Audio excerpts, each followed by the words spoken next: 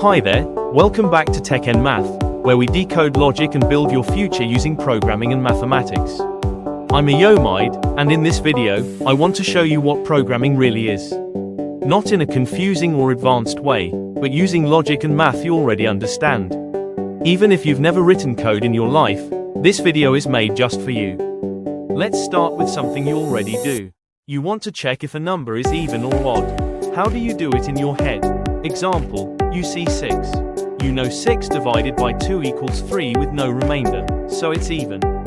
If you try 7 divided by 2 equals 3.5, you say, not even. That's logic, that's also math, and guess what? That's exactly what programming is.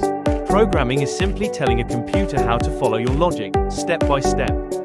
What is a program? Think of a program as a list of instructions, like a recipe.